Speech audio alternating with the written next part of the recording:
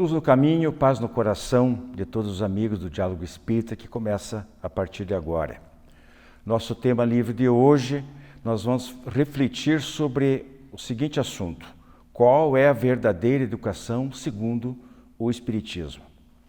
O Brasil, do ponto de vista da formação intelectual do seu povo, que nós denominamos de instrução, vem perecendo há décadas com a precariedade da sua qualidade e que atrapalha demais o desenvolvimento, o nosso desenvolvimento como nação.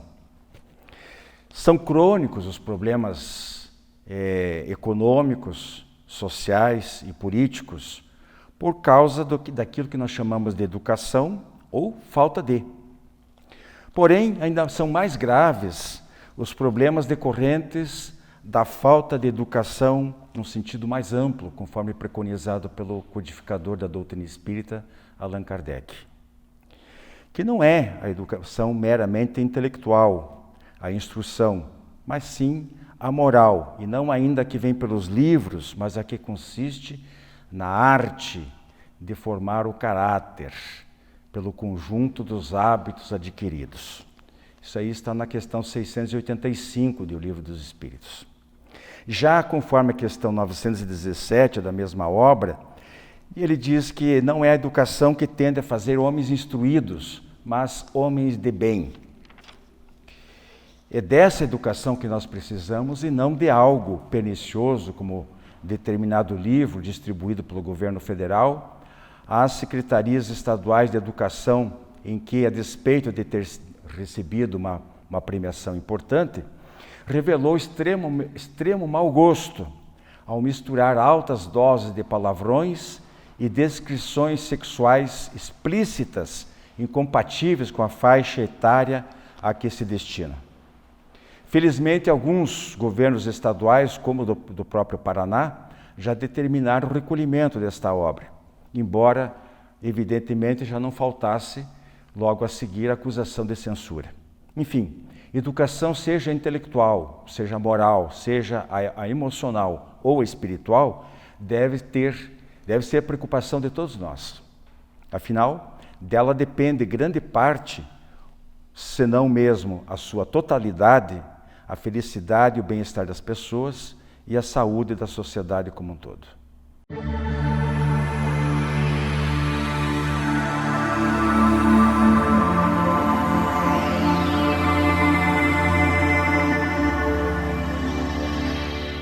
Amigos, nosso tema livre de hoje: qual é a verdadeira educação segundo a doutrina espírita ou segundo o Espiritismo? Na abertura, eu já adiantei um pouquinho a nossa maneira de ver, de entender, herdada, digamos assim, de Allan Kardec, que foi um educador, foi um pedagogo. Escreveu várias obras sobre educação, inclusive. E aí, nesse trabalho conjunto com os espíritos superiores, nós podemos beber dessa fonte maravilhosa que são as obras básicas. No caso aqui, eu citei duas questões do Livro dos Espíritos, 917 e 685A.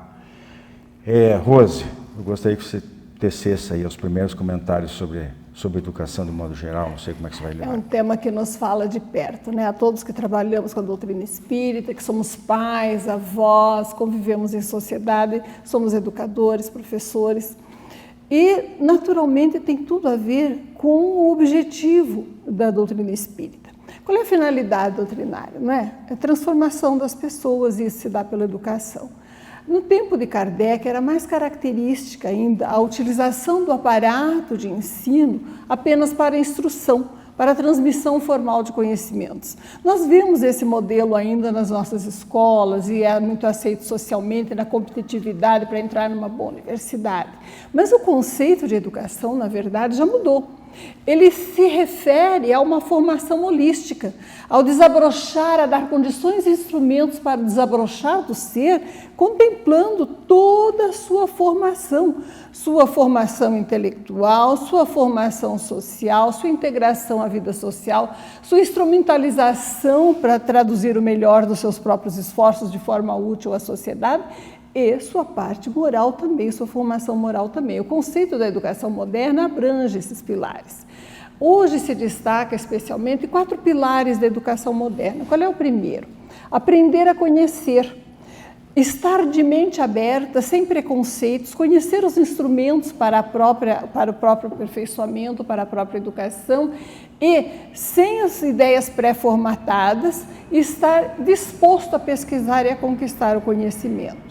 Depois do aprender a conhecer, o aprender a fazer, aprender a usar esses conhecimentos não de forma direcionada apenas para a aquisição de uma profissão, mas de forma total, de maneira a se integrar à amplitude social.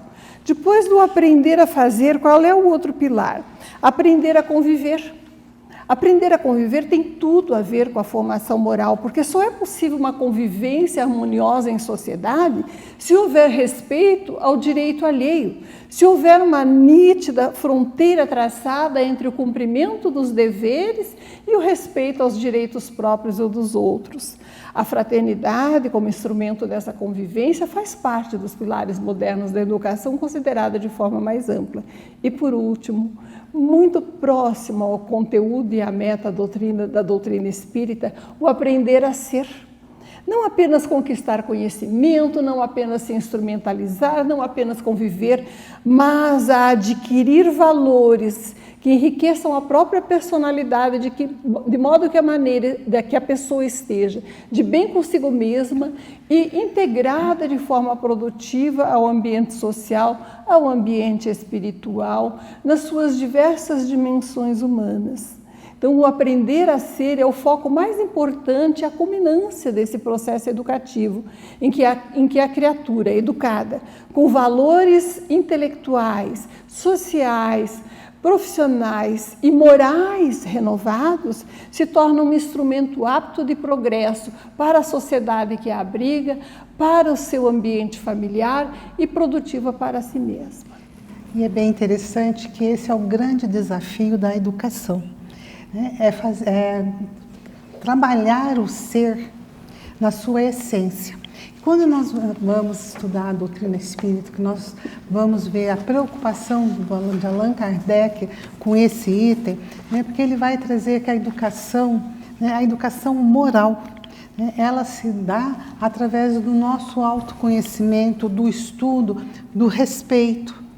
Então, a educação, ela é transformadora. Nós só conseguimos aprender alguma coisa através da nossa mudança de comportamento.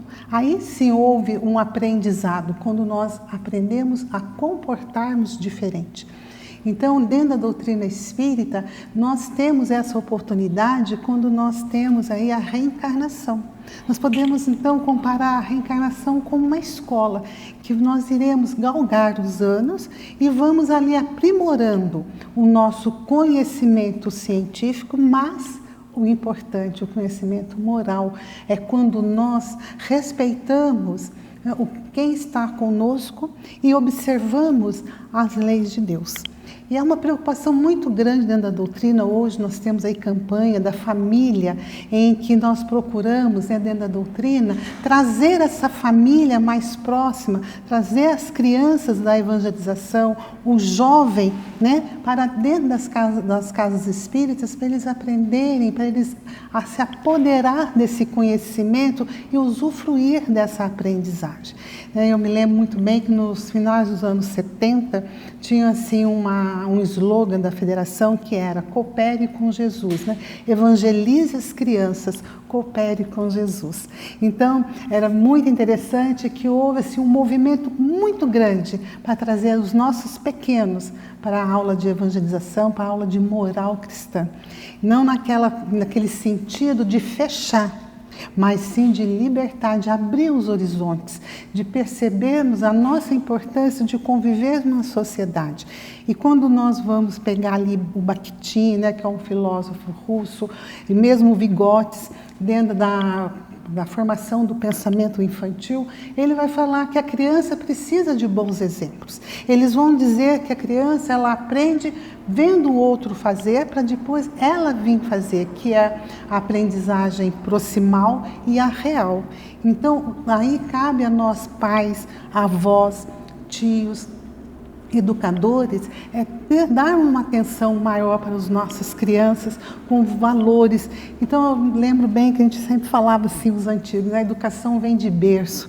A escola formal não está para dar essa educação de berço, sim, né? É a família, não é o papel dessa escola formal, é a família. Então nós temos que fortalecer esse elo, é a família. E nós estamos aí com a campanha dentro das federações aí, da doutrina espírita, do movimento espírita, essa valorização novamente da família, da criança, para fortalecer a nossa evolução moral.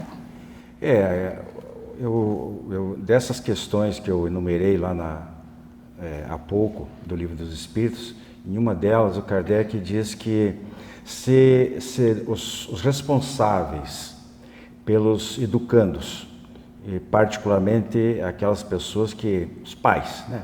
Para simplificar, diríamos que são os pais, que se elas usassem do mesmo denodo, da mesma aplicação, da mesma persistência, do mesmo amor, do mesmo carinho, para passar, para formar naquele sentido de arte, de formar o caráter pelo conjunto de hábitos adquiridos.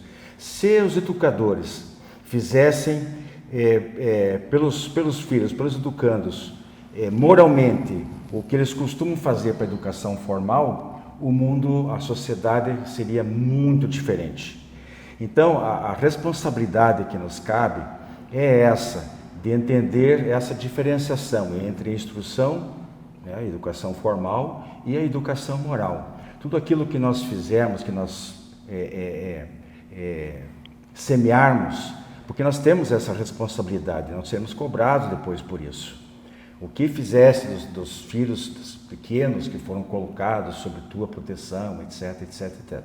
Então é fundamental que a gente pense nisso aí, que é diferente. Na escola formal, as pessoas, às vezes a família faz todos os esforços possíveis para dar aquela educação, coloca em escola particular, procurando às vezes as melhores escolas, e esquece do essencial do ser. Então, como a Rose falou lá atrás, e a Mariana também, esse aspecto de competitividade, de ter que vencer os outros, de ser o melhor dos melhores, de ganhar a vida, de ganhar projeção na profissão, isso aí é um complemento. Ninguém está dizendo que não há mérito nisso aí. O problema é que nós não somos corpo, um dia isso tudo fica por aqui mesmo. E o nosso espírito, nós estamos reencarnados, como ela disse, para fazer esse aprendizado e para progredirmos. Se nós não cuidarmos devidamente da educação moral, nós ficaremos estagnados. Rose. O que nós temos, né, em relação à posição espírita, então, em relação à educação? O espiritismo valoriza as conquistas intelectuais. Seu fundamento é científico, não é? Uma doutrina filosófica com fundamento científico e consequências morais. Naturalmente, as conquistas, a instrução, a conquista intelectual, a instrução, são muito importantes. O conhecimento tem que ser valorizado e tem que ser propagado e tem que ser dado acesso a ele às crianças, aos jovens, aos adultos em qualquer fase da vida, mas especialmente na fase de formação. Porém, conhecimento sem direcionamento moral é como dar uma arma, sem que ensine a usar corretamente aquele instrumento. É um perigo. Por quê? Porque a pessoa se arvora, né, de uma pretensa intelectualidade e não tem a responsabilidade de direcioná-la para o bem comum. O que nós vemos no mundo atual? Engenheiros primorosos, com décadas de pesquisa, aprendendo a direcionar armas com mais eficiência para matar crianças. Então, o conhecimento intelectual é extremamente importante, mas ele tem que ser a base e o fundamento do esclarecimento do espírito imortal, sendo um instrumento relevante da transformação moral que vai utilizar esse conhecimento para servir ao progresso humano, para servir ao próprio progresso espiritual. Utilizarmos esse conhecimento para vencer os outros. Apenas para vencer na sociedade é utilizar pobremente um recurso valioso que Deus nos concedeu. Receber as possibilidades de instrução no seu devido valor e utilizá-las para aprendermos a abraçar, a auxiliar aquele que sabe menos, a atender as crianças necessitadas, a socorrer a saúde, a miséria, a pobreza intelectual que ainda vige, né, nos nossos meios menos providos, é nosso dever moral. A doutrina espírita valoriza a intelectualidade, mas como instrumento de serviço ao próximo, como instrumento de transformação moral. E isso transparece em todas as obras de Kardec. Isso transparece em todas as obras dos espíritos, na verdade, codificadas por Kardec. Quer fazer mais um comentáriozinho? A educação, né? Nós só conseguimos mudar se nós tivermos a educação, não só a educação formal, a tecnológica, a científica, mas essa educação moral, do amor, dos sentimentos, do olhar para si e olhar para o outro, né? E só através desse olhar é que nós iremos evoluir, porque nós vivemos numa sociedade, né? O homem é um ser social. Por quê? Nós somos um ser social, nós somos espíritos, nós né, somos oriundos do mesmo Pai, nós somos uma grande família. Então, o nosso conhecimento era para auxiliar aqueles que são mais fracos, né? Kardec afirma, né, que o nosso papel daquele que adquire mais conhecimento, aquele que tem a oportunidade, né, de ter maiores recursos, é justamente para auxiliar os que menos providos. Então, nós devemos ter esse olhar, sim, de caridade, de amor. E o exemplo, né, Mariana, desde que a pessoa também tem a sua formação, o grande problema que nós vivemos é que os pais não têm educação, né? Falta-lhes para um número muito grande. Então, eles não podem dar aos filhos aquilo que eles não tiveram, ou não têm ou não buscaram. O que a gente tem que entender, apesar dessa limitação, é que quando você tem um pouco de virtude, quando você tem um pouco de retidão de caráter, é de graça. Basta disciplinar, basta querer fazer, dar a atenção devida, né? Devida que eu digo, não de vida, mas de vida. Aquilo que a criança, o adolescente necessita, precisa. Então, só para ressaltar aqui no finalzinho, a gente poderia lançar essa pergunta para você que está nos assistindo agora. Afinal de contas, o que você prefere? O que você pretende fazer? Ficar só com aquela educação intelectual que tende a fazer homens instruídos, ou aquela educação que tende a fazer homens de bem? Homens e mulheres, evidentemente, né? Nós estamos falando aqui de uma situação de coisas efêmeras, temporárias, e de coisas que ficam para a eternidade, para a imortalidade do espírito, para levar para o outro lado e para as próximas reencarnações. Então, nós não podemos descuidar de modo algum desse aspecto, ok? Então, educação segundo o Espiritismo, é isso, minha gente. Abraço. Você conhece o Clube do Livro Espírita de Curitiba?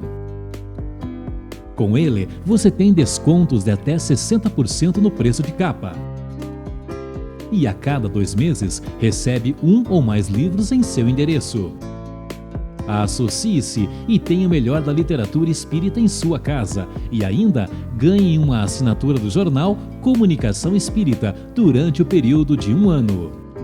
Clube do Livro Espírita de Curitiba. Associe-se e contribua para a manutenção do programa Diálogo Espírita.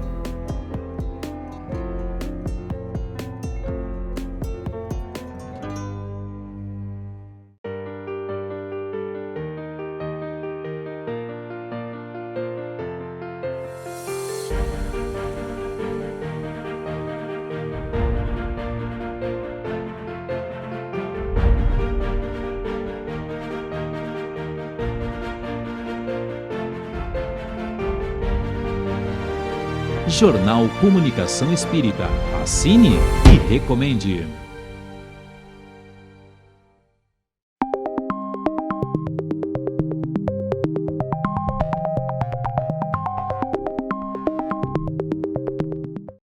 Caríssimos amigos, nossas reflexões de ASE de hoje, nós temos 2 temas, 2 tópicos pequenos para tratar. O primeiro deles é tentações e depois nós vamos falar sobre tédio, portanto, ambos iniciados pela letra T. Andréia, começando pelas tentações. porque são muitas, né? São muitas? São muitas. Tentação, o conceito da palavra, né, é um impulso a praticar algo ou ter algum comportamento de algo que não seja favorável, que não seja funcional, algo ruim, algo que nos prejudique. Então, são muitas tentações porque vivemos em um corpo material, né?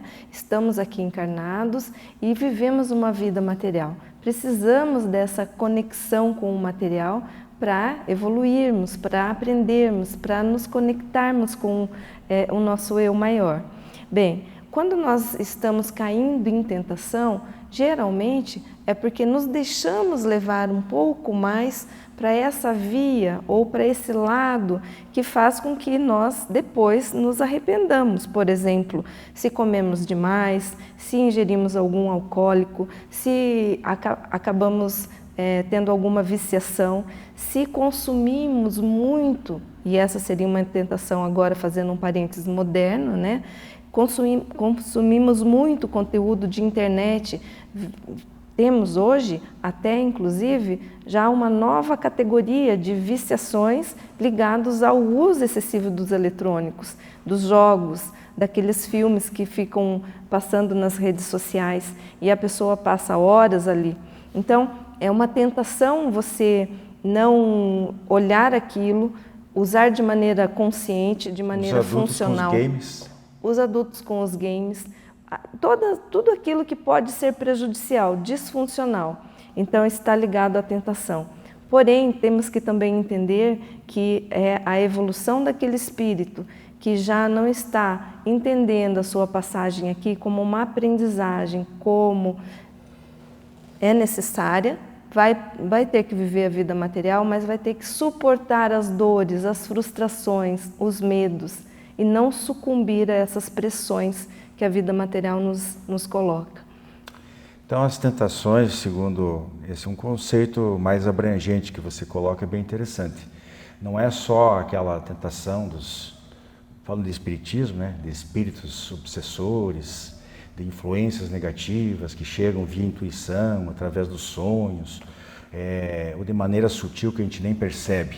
Não é só disso que nós estamos tratando aqui, estamos tratando daquilo que, de certas atitudes, de certos pensamentos também, mas de atitudes que eventualmente possam nos desviar a conduta do caminho do bem, né?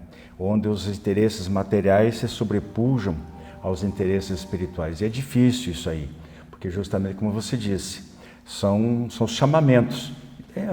Essa tentação aí, se a gente trocar por um chamamento, por apelos que a sociedade de consumo faz, né, de você às vezes até trabalhar demais. Tudo precisa de equilíbrio, né? Trabalhar é necessário e o ócio é uma coisa negativa? Sim, é verdade. Entretanto, nós podemos entender que o trabalho demais prejudica a saúde, prejudica o convívio familiar, causa estresse, uma série de coisas. Então, esses apelos, esses chamamentos de às vezes aparentemente justos, de ganhar bastante dinheiro para fazer uma reserva de futuro, ou de outras mais fúteis, como ela falou, das redes sociais, etc., são muitas. É muita coisa que nos chega, muitos convites para conviver, às vezes, participar de determinados eventos, determinados programas sociais, que na companhia de pessoas que às vezes a gente não quer muito bem, mas porque ali pode render um like, pode render uma recomendação, um conhecimento de alguém que vai falar do nosso nome para alguém. Então tudo isso a gente tem que colocar as nossas prioridades e saber exatamente aquilo que a gente quer, né? Então é fundamental que a gente passe a se disciplinar melhor sobre isso aí, porque as tentações fazem parte do mundo, e nós estamos no mundo, mas não somos do mundo. A partir do momento que a gente consegue fazer essa separação, eu acho que fica um pouquinho mais fácil nos conduzirmos melhor. Bem, o segundo item é tédio. Novamente contigo. Vamos lá. Bem, sobre o tédio, eu gostaria de ler um trecho aqui do Céu e Inferno, de Allan Kardec, que está no capítulo de Espíritos Endurecidos, e é um trecho bem interessante, que se chama, o título é Um Espírito Aborrecido. Em algumas outras traduções, ele traz como um espírito entediado. Então, esse espírito apresenta-se espontaneamente ao médium, reclamando preces. E aí o diálogo se estabelece. Que vos leva a pedir preces? Estou farto de vagar sem objetivo. Estais há muito tempo em tal situação? Faz 180 anos ou mais. Que fizestes na terra? Nada de bom. Qual a vossa posição entre os espíritos? Estou entre os entediados. Mas isso não forma uma categoria.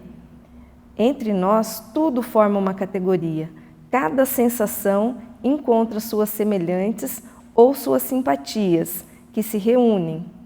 Por que permanecestes tanto tempo estacionário sem que fosseis condenados a sofrer?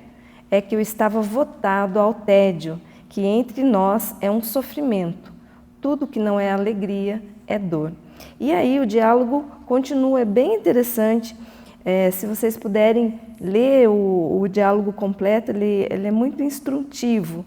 E a gente começa a entender, então, que esse sentimento de tédio, que ele decorre de um sentimento de não ter vontade ou desmotivação, ele pode também estar ligado a alguma patologia, por exemplo, no seu extremo, a uma condição de depressão, ou então, quando um indivíduo apresenta um estado de humor alterado, ele pode também apresentar tédio.